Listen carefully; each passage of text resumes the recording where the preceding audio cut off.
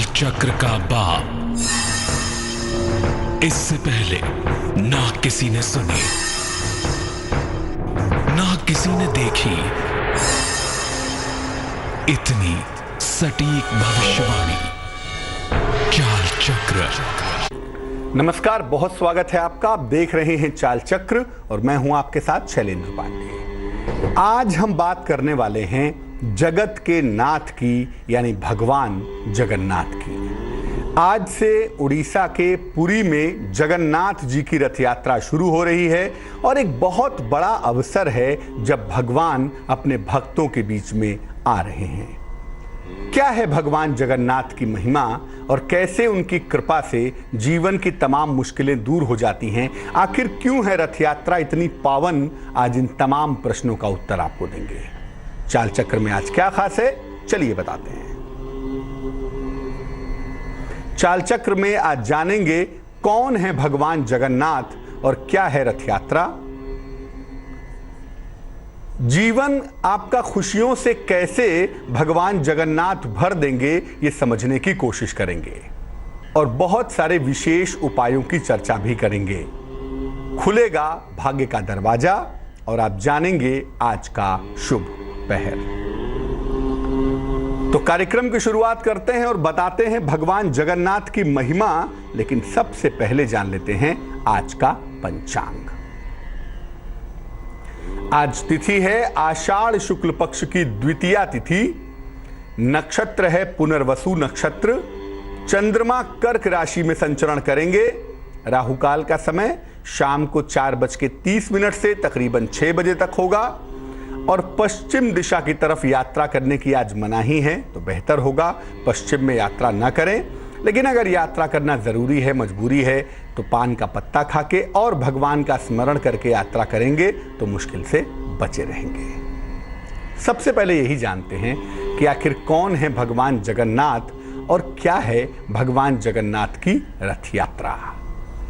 देखिए, भगवान जगन्नाथ की जो लीला भूमि है, जहां पर भगवान जगन्नाथ ने लीला, जहां पर विद्यमान है, विराजमान है, वो जगह है उड़ीसा की पुरी। इसको पुरुषोत्तम पुरी भी कहा जाता है। राधा और श्री कृष्ण की युगल मूर्ति के प्रतीक स्वयं भगवान जगन्नाथ हैं, यानी राधा की क्रियात्मिका शक्ति और परम पुरुष की शक्ति कृष्ण, इन दोनों को मिलाकर जो स्वरूप बनता है उसे भगवान जगन्नाथ कहा जाता है। ऐसा मानते हैं कि भगवान कृष्ण भगवान जगन्नाथ का एक अंश हैं, एक हिस्सा हैं। उड़ीसा में भगवान जगन्नाथ, बलभद्र और सुभद्रा, इन तीनों की काष्ठ की, लकड़ी की अर्धनिर्मित मूर्तियां स्थापित की गई हैं और इनका निर्माण सबसे पहले राजा इंद्रद्युम्न ने करवाया था। और ये अर्धनिर्मित मूर्तियां ही इतनी ज्यादा शक्तिशाली हैं, इतनी ज्यादा पवित्र और पावन हैं कि इनकी पूजा उपासना से जीवन की तमाम समस्याएं हल की जा सकती हैं, जीवन में तमाम वरदान पाए जा सकते हैं। भगवान जगन्नाथ की रथ यात्रा होती है और ये रथ यात्रा पूरे विश्व में प्रसिद्ध है। पूरी दुनिया भर से लोग इस रथ यात्रा को देखने के लिए उड़ीसा के पुरी में एकत्र होते हैं। ये रथ यात्रा आज ही शुरू हो रही है, यानी आषाढ़ शुक्ल पक्ष की द्वितीया को ये जगन्नाथपुरी से आरंभ होती है। रथ यात्रा में भगवान जगन्नाथ साल में एक बार जन सामान्य के बीच में जाते हैं। भगवान निकलते हैं अपने दरबार से और रथ पर सवार होकर लोगों के बीच में जाते हैं। लोगों को लगता है कि हमारे प्रभु हमारे बीच में आ गए, अब हमारी मुश्किलें नहीं रहेंगी। इसीलिए इस रथ यात्रा का इतना ज्यादा महत्व है, इतना ज्यादा इंपॉर्टेंस है। भगवान जगन्नाथ की रथ यात्रा शुरू तो होती है आषाढ़ शुक्ल पक्ष की द्वितीया को, लेकिन ये समाप्त होती है आषाढ़ शुक्ल पक्ष की दशमी को। और ये रथ यात्रा बहुत ही ज्यादा पावन है, बहुत ही ज्यादा मंगलमयी मानी जाती है। रथ यात्रा में मूलतः 3 रथ होते हैं। सबसे आगे ताल ध्वज होता है और इस ताल ध्वज पर श्री बलराम होते हैं, बलभद्र होते हैं। उसके पीछे जो रथ होता है उसे कहते हैं पद्म ध्वज। पद्म ध्वज पर माता सुभद्रा होती हैं और सुदर्शन चक्र होता है। और सबसे अंत में जो रथ होता है उसे कहते हैं गरुड़ ध्वज। और गरुड़ ध्वज का एक नाम और भी है, इसे नंदी घोष भी कहते हैं। सबसे अंत में भगवान जगन्नाथ का रथ होता है, इसे गरुड़ ध्वज कहते हैं या नंदी घोष कहते हैं। इस पर भगवान जगन्नाथ सबसे पीछे चलते हैं। तो ये 3 रथों की यात्रा होती है और इस यात्रा में लाखों करोड़ों लोग बहुत श्रद्धा के साथ भगवान के नाम का उच्चारण करते हैं और भगवान अपने भक्तों के बीच में जाते हैं, भक्तों से मिलते हैं और भक्तों को लगता है कि प्रभु हमारे बीच में आ गए, ईश्वर स्वयं हमारे बीच में आ गया। अब जीवन की कौन सी मुश्किल हमारे सामने रहेगी। सूर्य के निकल जाने के बाद जैसे अंधकार नहीं रहता, वैसे ही भगवान जगन्नाथ के जनता के बीच में आ जाने के बाद जनता के कष्ट भी नहीं रह जाते। जो रथ यात्रा है इसका विशेष महत्व क्या है, इसके बारे में शास्त्र क्या कहता है, इसके बारे में पुराण क्या कहते हैं, ये भी जान लीजिए कि रथ यात्रा इतनी ज्यादा पावन और इतनी ज्यादा मंगलमयी क्यों मानी जाती है। स्कंद पुराण में कहा गया स्पष्ट रूप से कि रथ यात्रा में जो व्यक्ति भगवान जगन्नाथ के नाम का कीर्तन करता हुआ गुंडीचा नगर तक जाता है वो पुनर्जन्म से मुक्त हो जाता है। अब इसके 2 भाव हैं। पहला भाव, रथ यात्रा कैसी है। एक तो रथ यात्रा वो है जो उड़ीसा में पुरी में हो रही है। इस रथ यात्रा में भगवान के नाम का कीर्तन करते हुए जाएंगे तो पुनर्जन्म से मुक्त हो जाएंगे। क्या ऐसा होता है क्या। इसका भाव ये है, रथ की यात्रा कैसी है। रथ की यात्रा होती है मनुष्य के जीव से शिव बनने की यात्रा, यानी जो ईश्वर को प्राप्त करने की यात्रा करता है, जो ईश्वर को प्राप्त करने के मार्ग पर चलता है, दरअसल वही रथ यात्रा है। जो ईश्वर के मार्ग पर चलेगा वही यात्रा सही यात्रा होती है और दरअसल वही रथ यात्रा है। और उसमें भी कैसे चलेगा, भगवान के नाम का कीर्तन करता हुआ चलेगा। तो कीर्तन ही है सदा हरि, जहां कीर्तन होगा वहां भगवान रहेंगे ही। इसीलिए जब कोई व्यक्ति भगवान की यात्रा पर चलता है, रथ यात्रा में चलता है, भगवान के नाम का कीर्तन करता है तो वो मुक्त हो जाता है और उसे पुनर्जन्म नहीं लेना पड़ता। जो कोई भगवान के नाम का कीर्तन करता हुआ रथ यात्रा में सम्मिलित होता है ना, उसकी सारी मनोकामनाएं पूरी हो जाती हैं। और याद रखिए, भगवान के नाम का कीर्तन बिल्कुल वैसा ही होता है जैसा अंधकार से भरे हुए कमरे में एक दीपक जला दीजिए, अंधकार गायब हो जाएगा। वैसे ही भगवान के नाम का कीर्तन एक बार भी करने से जीवन का सारा अंधकार गायब हो जाता है। जो लोग रथ यात्रा में भाग लेते हैं या रथ यात्रा को देखते भी हैं, प्रेम पूर्वक भाव पूर्वक भगवान का नाम लेकर रथ यात्रा को देखने का प्रयास करते हैं, रथ यात्रा में आत्मा से जुड़ जाते हैं, उनकी संतान संबंधी सारी समस्याएं भी दूर हो जाती हैं। अगर आप मुख्य रथ यात्रा में भाग नहीं ले सकते, मान लिया आप उड़ीसा नहीं जा पा रहे हैं, आप पुरी नहीं जा पा रहे हैं, कोई बात नहीं, किसी भी रथ यात्रा में भाग ले सकते हैं। रथ यात्रा पूरे देश में निकाली जाती है, हर जगह पर रथ यात्रा होती है और हर जगह पे भगवान जगन्नाथ की जय जयकार की जाती है। तो किसी भी रथ यात्रा में शामिल होइए, यानी भगवान के मार्ग पर चलने का प्रयास करिए, आपको इसका अद्भुत लाभ होगा। और अगर ये भी संभव नहीं है, बीमार हैं, पैर नहीं चल पा रहे, स्वास्थ्य खराब है, तो घर पर ही भगवान जगन्नाथ की उपासना करें।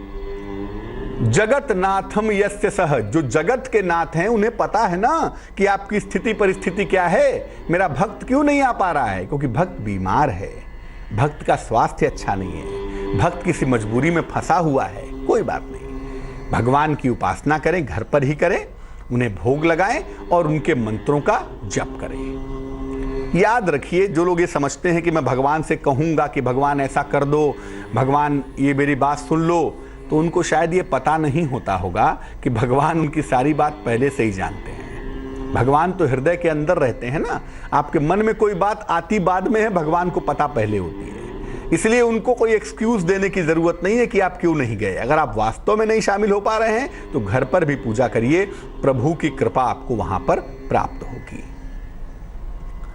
एक बड़ी रोचक सी बात आपको बताएं, जगन्नाथ जी का जो मंदिर है उड़ीसा के पुरी में, वहां पर जो प्रसाद बनता है इसे महाप्रसाद कहते हैं। और ये महाप्रसाद बड़ा चमत्कारी, बड़ा रहस्यमयी प्रसाद है, बड़ा पवित्र प्रसाद है। क्या महत्व है इसका? जगन्नाथ मंदिर के महाप्रसाद का महत्व क्या है? जगन्नाथ मंदिर में महाप्रसाद बनता है, उसकी महिमा क्या है? देखिए, जगन्नाथ जी को दिन में 6 बार महाप्रसाद चढ़ाया जाता है।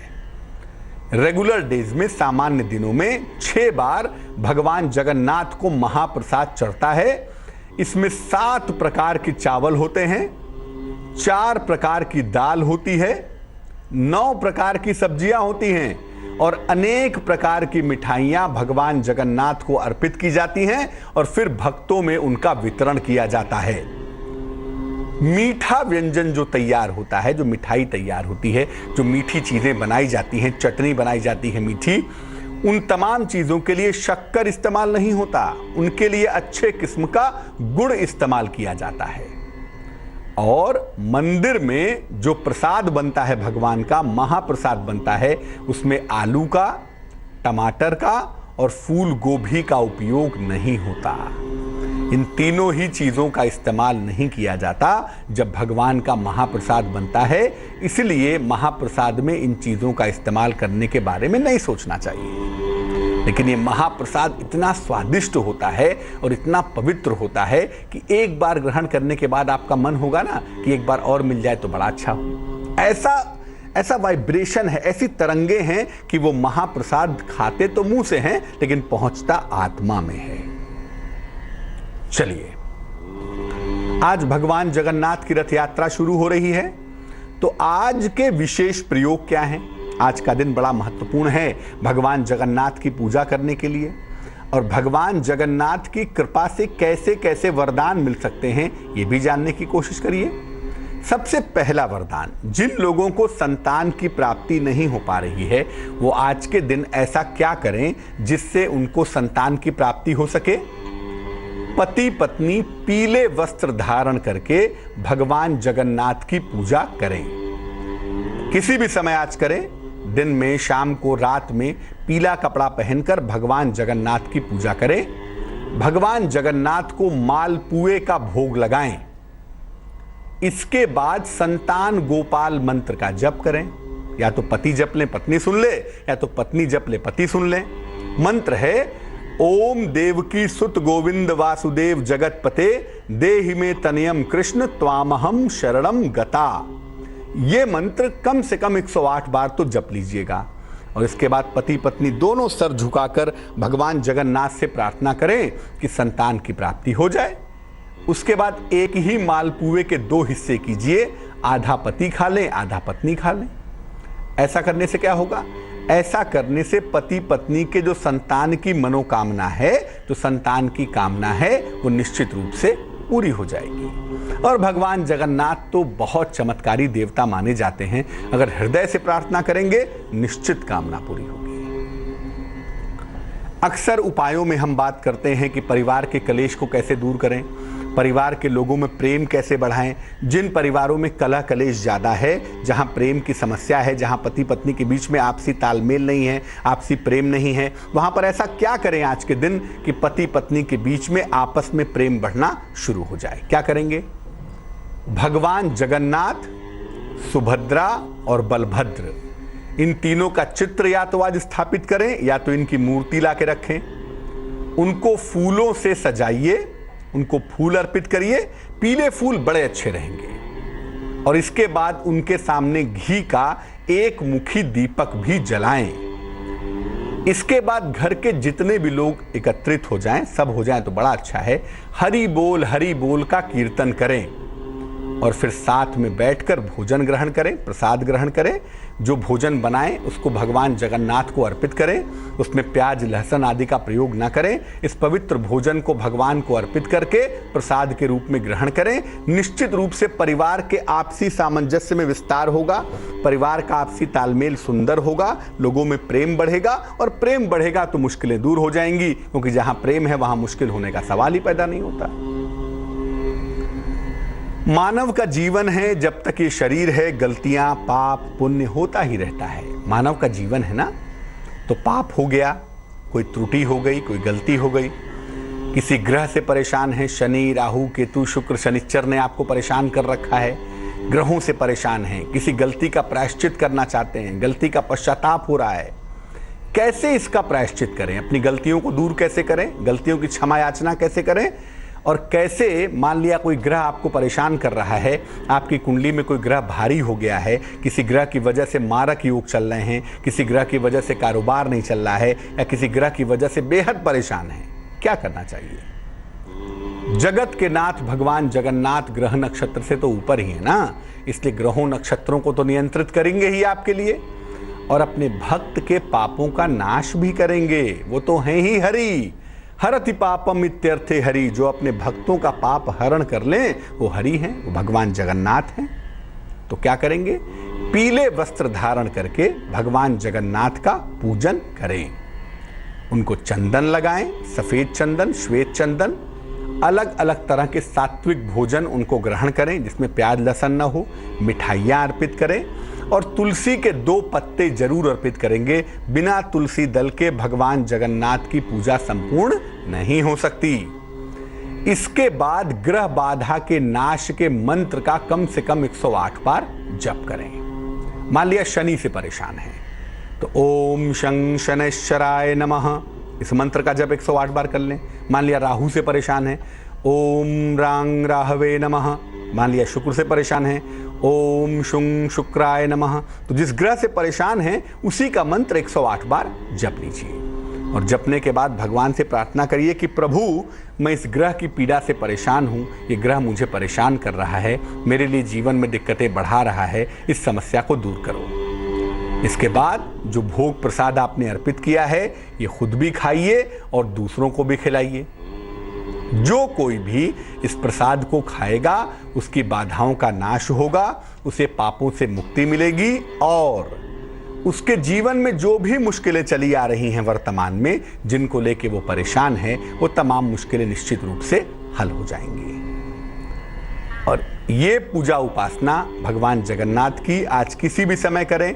अगर दिन में करें तो बहुत सुंदर है, नहीं तो संध्या काल में कर लें, दोपहर में कर लें, रात्रि में कर लें, लेकिन हर घर में आज भगवान जगन्नाथ की पूजा होनी चाहिए। और भगवान जगन्नाथ की पूजा अगर आप करेंगे तो 2 चीज़ें निश्चित हैं। एक तो आपके जीवन की मुश्किलें दूर हो जाएंगी, दूसरी जीवन में मधुरता आएगी, जीवन का तनाव दूर होगा, और तीसरा किसी ग्रह नक्षत्र से परेशान हैं, किसी ग्रह की बाधा से परेशान हैं, किसी ग्रह की पीड़ा आपको परेशान कर रही है, ये तमाम मुश्किलें आज नष्ट हो जाएंगी। लेकिन याद रखिए जो भी भोग प्रसाद, चावल दाल सब्जी रोटी चाहे यही बनाकर खिला दीजिए भगवान को, लेकिन इसमें प्याज लहसुन का प्रयोग मत करिएगा। और जितने पवित्र तरीके से प्रसाद बनाकर भगवान को चढ़ाएंगे और उसके बाद प्रसाद को ग्रहण करेंगे उतना ही ज़्यादा फायदा आपको प्राप्त होगा। भगवान जगन्नाथ के साथ एक बात का ध्यान और आपको रखना होगा। अगर भगवान जगन्नाथ का चित्र आपके पास उपलब्ध नहीं है, या मान लिया उनकी मूर्ति आपको नहीं मिल पा रही है, तो भगवान राधा कृष्ण का चित्र रखकर भी आप पूजा कर लीजिए, क्योंकि राधा और कृष्ण का संयुक्त स्वरूप है वो भगवान जगन्नाथ हैं। इसलिए भगवान जगन्नाथ के अंदर स्त्री तत्व भी है राधा की वजह से, और पुरुष तत्व भी है कृष्ण की वजह से। और कहा भी जाता है कि जब ईश्वर की शक्ति क्रियात्मिका शक्ति के साथ मिल जाती है तो परम ब्रह्म का, परमेश्वर का निर्माण होता है। इसीलिए भगवान जगन्नाथ को पूर्ण परात्पर ब्रह्म की संज्ञा भी दी गई है। तो राधा कृष्ण का मूर्ति या चित्र रखकर भी आप पूजा कर सकते हैं। अगर आपको भगवान जगन्नाथ का चित्र या उनकी मूर्ति नहीं मिल रही है, लेकिन पूजा जरूर करेंगे, और ख़ास तौर से किसी भी तरह की बाधा से परेशान हो जो आप शायद नहीं बता पा रहे हों, नहीं कह पा रहे हों, तो ऐसी बाधाओं के नाश के लिए भी आज के दिन पूजा उपासना करना बेहतर रहेगा। और आज से उड़ीसा के पुरी में जगन्नाथ रथ यात्रा शुरू हो रही है। इसका महत्व क्या है, रथ यात्रा कैसे हमारे जीवन के साथ जुड़ी हुई है, और भगवान जगन्नाथ की कृपा से जीवन की तमाम मुश्किलें कैसे दूर हो सकती हैं, इन तमाम विषयों पे हमने चर्चा की है। बात करेंगे आपकी राशियों के हाल की। अब आपको बताएंगे भाग्य के दरवाजे और शुभ पहर के बारे में, लेकिन फिलहाल जान लेते हैं स्वस्थ रहने की महत्वपूर्ण बातें निरोगी भव में। किसी भी बीमारी से मुक्ति पाने के लिए डॉक्टर अगर दवाइयां देता है तो दवाइयां जरूर खाइए, लेकिन ये मन में सोचते रहिए कि ईश्वर की शक्ति के माध्यम से ही ये दवाई काम करेगी। अगर भगवान न चाहे दवाई कितनी भी अच्छी क्यों ना हो, आप ठीक नहीं होंगे। इसलिए हमेशा याद रखिए और ये सोचिए कि दवाई तो मैं खा रहा हूं, लेकिन भगवान की शक्ति ही है जो इस दवाई के माध्यम से मुझे ठीक करेगी। आपकी दवाई ज्यादा फायदा करेगी, ज्यादा असरदार होगी और आप जल्दी स्वस्थ हो जाएंगे। चलिए राशियों के सिलसिले की शुरुआत करते हैं। सबसे पहले डालते हैं नजर मेष राशि पर। मेष राशि, मन की समस्या परेशान कर सकती है। मन की समस्या का ध्यान दें, कारोबार में सावधानी रखें और गुड़ खाकर घर से निकलें तो बेहतर रहेगा। शुभ रंग जिसका प्रयोग करेंगे वो होगा नारंगी और भाग्य साथ निभाएगा 57%। वृष राशि वाले अगर संतान प्राप्ति के लिए प्रयत्नशील हैं तो उस दिशा में सफलता मिल सकती है। रोजगार का मामला भी बेहतर दिख रहा है और किसी छोटी यात्रा पर भी जा सकते हैं, ये संभावना बनी हुई है। शुभ रंग आसमानी है और भाग्य है 75%। मिथुन राशि, नौकरी में सुधार और परिवर्तन के योग हैं। धन का लाभ हो रहा है। परिवार के लोगों का सहयोग मिलता हुआ भी दिखाई दे रहा है। शुभ रंग गुलाबी होगा और भाग्य होगा 71%। कर्क राशि, करियर में उन्नति होती दिखाई दे रही है। नई संपत्ति का लाभ होता हुआ दिख रहा है। धन की प्राप्ति भी आसानी से हो पाएगी। शुभ रंग सफेद होगा और भाग्य होगा 95%। सिंह राशि, वाद विवाद से बचाव करें। परिवार में तनाव हो और अगर मुश्किलें ज्यादा दिखाई दें तो लाल फल का दान भी करें। शुभ रंग क्रीम होगा और भाग्य होगा 53%। कन्या राशि, लंबी यात्रा के योग बन रहे हैं। नौकरी में परिवर्तन होगा। दिखावे से और प्रदर्शन से बचें, पॉम्प एंड शो ना करें। शुभ रंग नीला है और भाग्य है 75%। तुला राशि, करियर में सफलता मिलेगी आपको। स्थान परिवर्तन के बेहतर संयोग हैं। हो सकता है कोई संपत्ति खरीदे, कोई संपत्ति क्रय करें। शुभ रंग क्रीम होगा और भाग्य होगा 88%। वृश्चिक राशि, आपको करियर में सफलता मिलती दिखाई देगी। समस्याओं का समाधान होता दिख रहा है, लेकिन अपनी वाणी पर नियंत्रण बनाए रखें। शुभ रंग जिसका प्रयोग करेंगे वो होगा पीला, येलो और भाग्य होगा 90%। धनु राशि, प्रेम संबंधों में मुश्किलें आ सकती हैं। महत्वपूर्ण निर्णय अभी टाल दें तो बेहतर है। मान सम्मान पर भी बहुत ध्यान दें। शुभ रंग लाल होगा और भाग्य होगा 50%। मकर राशि, जीवन में बड़ा परिवर्तन होता दिख रहा है। कोई बड़ी समस्या इस समय आपकी हल तो हो जाएगी, लेकिन आपको जल्दबाजी से बचाव करना है। शुभ रंग हरा होगा और भाग्य होगा 79%। कुंभ राशि, रोजगार में बेहतरी होगी। उपहार का लाभ आपको प्राप्त होगा। क्रोध पर नियंत्रण बनाए रखें। शुभ रंग सुनहरा होगा और भाग्य होगा 62%। मीन राशि, शत्रु और विरोधी परास्त होंगे आपके। मान सम्मान की आपको प्राप्ति होगी। सेहत में आपके सुधार होगा। शुभ रंग सफेद होगा और भाग्य होगा 88%। एक दर्शक जुड़ रहे हैं बोकारो से हमारे साथ, उनसे बात करते हैं। बताइए। हाँ, हेलो पंडित जी, नमस्कार। जी नमस्कार, बताइए। पंडित जी, मेरा नाम नीलकंठ पशुपति सिन्हा है। मैं बोकारो सिटी से बोल रहा हूँ। मेरी जन्म तिथि 9 दिसंबर 1989 है। समय और समय है 5:20। सुबह या शाम? शाम। कहाँ पे जन्म हुआ है? बोकारो सिटी में। पूछिए, क्या सवाल है?